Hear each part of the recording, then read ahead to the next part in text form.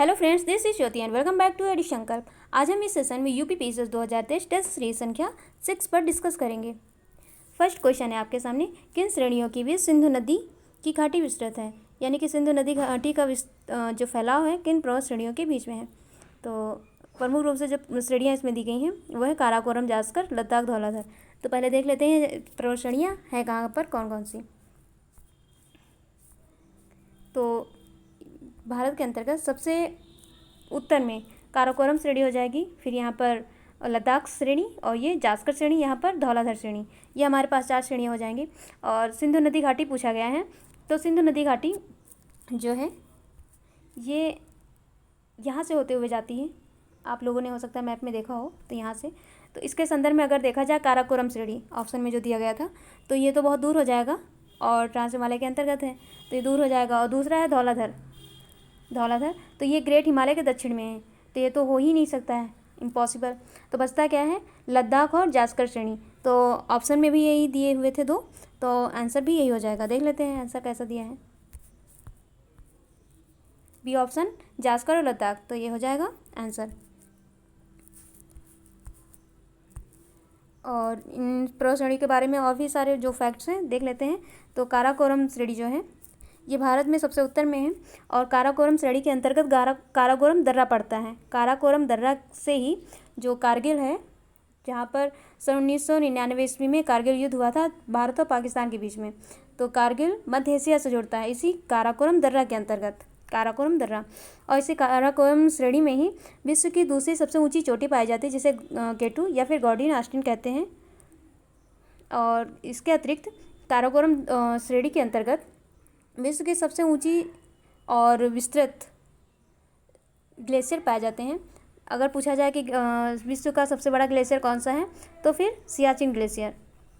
और सियाचिन ग्लेशियर के अतिरिक्त यहाँ पर बियाफो, बालतोरा, हिस्पर और सियाचिन, चोमोलुंगमा ऐसे और छोटे मोटे और भी ग्लेशियर पाए जाते हैं। तो प्रमुख रूप से कौन कौन हो जाएगा, सियाचिन, ये तो हम लोगों को याद है। दूसरा बियाफो, बालतोरा, हिस्पर, चोमोलुंगमा, ये हो जाएगा। अब नेक्स्ट है लद्दाख रेंज। तो लद्दाख रेंज ये जो है ट्रांस हिमालय के अंतर्गत आता है। काराकोरम श्रेणी भी ट्रांस हिमालय के अंतर्गत आता है। तो लद्दाख रेंज में लद्दाख पठार अवस्थित है। यह भारत के अंतर्गत सबसे ऊंचा पठार है। भारत के अंतर्गत अगर इसी तरीके से पूछा जाए विश्व का सबसे ऊंचा पठार कहाँ है, तो दक्षिण अमेरिका में बोल्विया के अंतर्गत बोल्विया का पठार विश्व का सबसे ऊंचा पठार है, ये हो जाएगा। और यहीं पर जो लेह का मरुस्थल है, तो यह सबसे शीत मरुस्थल है। और इसी क्षेत्र में भारत में सबसे कम वर्षा होती है, ये भी है। और लद्दाख रेंज के ही अंतर्गत एक माउंट राकापोसी पर्वत श्रेणी पाई जाती है, माउंट राकापोसी पर्वत श्रेणी। तो इसका जो ढाल है बहुत तीव्र है। अगर खड़े हो, पीछे से कोई धक्का दे दे तो नीचे ही पहुँचो, इतनी ज़्यादा इसमें ढाल में है, बहुत तीव्रतम ढाल है। और जास्कर रेंज, तो जास्कर रेंज इसके बारे में एक इम्पॉर्टेंट फैक्ट है। जास्कर रेंज, इसकी उत्पत्ति और संरचना महान हिमालय के अंतर्गत होती है। उत्पत्ति हुई है तो महान हिमालय जब बनने लगा था तो उसमें हुई है, लेकिन इसकी अवस्थिति ट्रांस हिमालय में ही है, ये समझ लीजिए। जो अवस्थिति है इसकी ट्रांस हिमालय में है और उत्पत्ति और संरचना महान हिमालय के अंतर्गत होती है। और जास्कर रेंज के अंतर्गत भारत में जास्कर रेंज का जो परसेंट है वो 30% है, और चीन में इसका 70% पड़ जाता है। और चीन में ही जास्कर रेंज के अंतर्गत जो कैलाश पर्वत श्रेणी है वो पाई जाती है तिब्बत के क्षेत्र में। और तिब्बत के ही क्षेत्र से जो मानसरोवर है और राकस ताल है, तो यहाँ से जो नदियाँ निकली हैं प्रमुख रूप से लद्दाख, कौन सी, ब्रह्मपुत्र, सिंधु और सतलज, ये जो 3 नदियाँ निकली हैं इसी जास्कर रेंज से ही निकली हैं, तो ये इम्पॉर्टेंट है। नेक्स्ट है धौलाधर। तो धौलाधर यह लघु हिमालय का पार्ट है। लघु हिमालय का पार्ट पीर पंजाल भी हो जाएगा, लद्दाख भी, धौलाधर भी हो जाएगा, ये सब लघु हिमालय के पार्ट हैं। और लघु हिमालय के दक्षिण में क्या पड़ता है, शिवालिक रेंज। तो शिवालिक रेंज जो है वर्तमान में इसमें वृद्धि हो रही है, तो ये नवीनतम हिमालय के रूप में जाना जाता है। नेक्स्ट क्वेश्चन है, ऐसा कौन सा दर्रा है जो शिमला को तिब्बत से जोड़ता है और सतलज नदी इसी दर्रे से होकर भारत में प्रवेश करती है? तो आपको क्या बताना है? दर्रा, यानी कि वह कौन सा पास है जो शिमला और तिब्बत को जोड़ती है और भारत में वह नदी, एक नदी है सतलज नदी, वह प्रवेश करती है। तो आंसर सिपकीला दर्रा। सिपकीला दर्रा जो है ये हिमाचल प्रदेश में पड़ता है, हिमाचल प्रदेश। और हिमाचल प्रदेश अगर श्रेणी की बात की जाए तो जास्कर श्रेणी, तो ये हो जाएगा,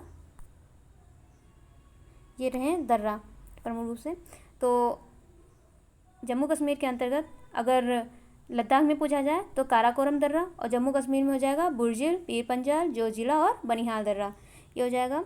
और हिमाचल प्रदेश में बालाराचा और सिपकीला से अभी जो निकली है नदी सतलज नदी, वो हो जाएगी। और तीसरा रोहतांग दर्रा, ये हो जाएगा। लद्दाख और उत्तराखंड से माना, नीति, लिपू, ये हो जाएंगी, लिपू लेक।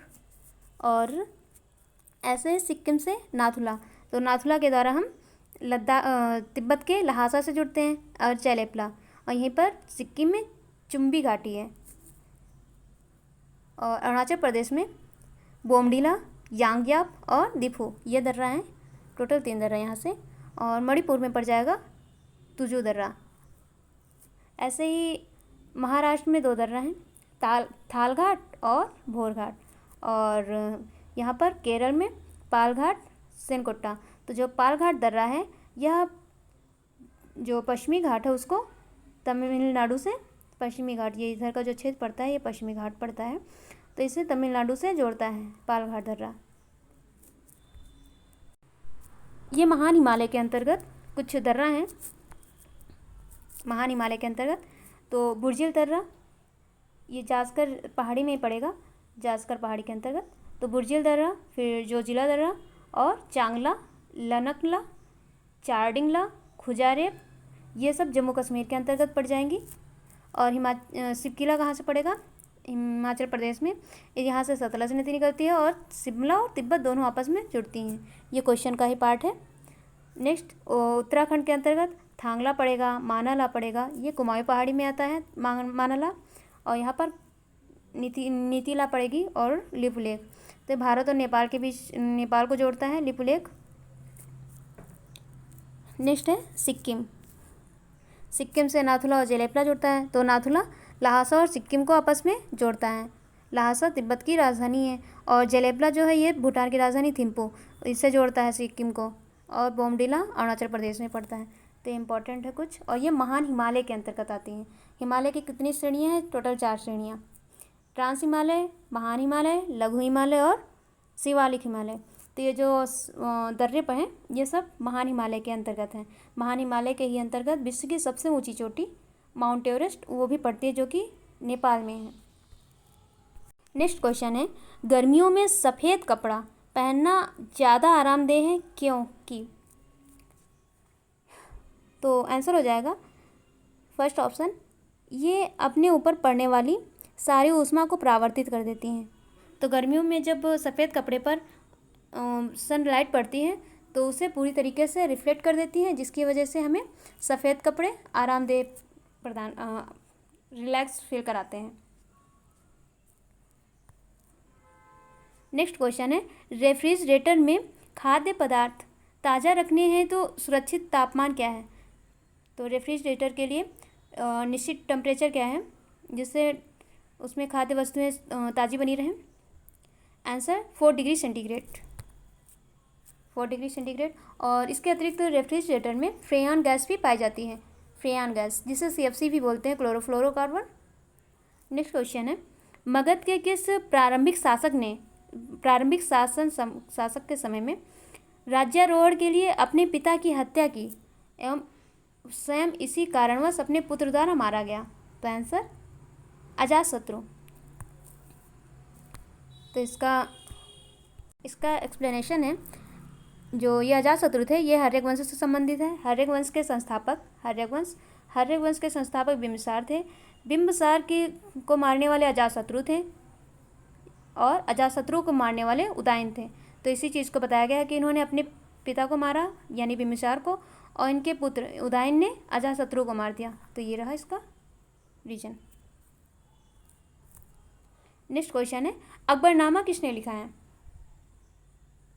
आंसर अबुल फजल। तो जो अबुल फजल थे ये अकबर के नौरत्नों में से एक थे। तो इन्होंने ही अकबरनामा की रचना की। अकबरनामा मुख्य रूप से 3 भागों में विभाजित है। तो ये पूछ लिया जाता है कि कितने जो अकबरनामा के कितने भाग हैं, तो टोटल 3 भाग हैं। इसके अतिरिक्त बाबरनामा के रचनाकार कौन है? तो बाबर हैं, और इन्होंने बाबरनामा की रचना तुर्की भाषा में की है। तुर्की भाषा, फारसी भाषा में इस बाबरनामा के अनुवादक कौन है? अब्दुल रहीम खान खाना। ये भी अकबर के नौरत्नों में से एक हैं, अब्दुल रहीम खान खाना। और नेक्स्ट है हुमायूंनामा। तो हुमायूंनामा की रचनाकार कौन है? गुलबदन बेगम। ये गुलबदन बेगम बाबर की पुत्री और हुमायूं की बहन तथा अकबर की बुआ जी। तुझो के जहांगीरी, ये जहांगीर द्वारा लिखी गई है। तुझो के जहांगीर की स्टार्टिंग जहांगीर के द्वारा की गई, लेकिन इसको समाप्त किसने किया? मौतबिन खां ने। तो मौतबिन खां के द्वारा तुझो के जहांगीरी को लिखकर ख़त्म किया गया, पूर्ण रूप से लिखा गया। नेक्स्ट क्वेश्चन कार्यक्रम व्यवस्थित करना है। अमृतसर घटना, चौरी चौरा कांड और चंपारण आंदोलन, मोपला विद्रोह। तो अमृतसर 1919 में हुआ था, चौरा चौरी 1921 में हुआ था, चंपारण 1917 में, मोपला 1921 में। जो चौरी चौरा है ये मार्च की बात है और मोपला ये जून की बात है। तो अरेंजमेंट क्या हो जाएगा? सबसे पहले चंपारण, फिर अमृतसर, पहले चंपारण, फिर अमृतसर, फिर चौरा चौरी और फिर मोपला। तो ये हमारा अरेंजमेंट हो जाएगा। ये रही डेट इसकी। चंपारण 1917 में, अमृतसर 13 अप्रैल 1919, मार्च वहाँ बोल दिया था, गलती हो गई, 13 अप्रैल 1919 को, मोपला विद्रोह 1921 में ही, और चौरी चौरा कांड 5 फरवरी 1922। ठीक। नेक्स्ट क्वेश्चन है, द इंडियन स्ट्रगल नामक पुस्तक किसने लिखी है? आंसर सुभाष चंद्र बोस ने। The Indian struggle. अन्य पुस्तकें, द इंडियन स्ट्रगल तो सुभाष चंद्र बोस ने लिखी है। एक है लाला लाजपत राय की अनहैप्पी इंडिया, तो इन्होंने लाला लाजपत राय ने लिखी है। जवाहरलाल नेहरू की है डिस्कवरी ऑफ इंडिया, और इंडिया मीन्स फ्रीडम है मौलाना अबुल कलाम आज़ाद की। नेक्स्ट क्वेश्चन है, कोई विधेयक धन विधेयक है या नहीं, इसका निर्णय कौन करेगा? डिसीजन कौन लेगा? तो लोकसभा अध्यक्ष द्वारा इसका डिसीजन लिया जाएगा। धन विधेयक किस आर्टिकल में दिया गया है? धन विधेयक की परिभाषा अनुच्छेद 110।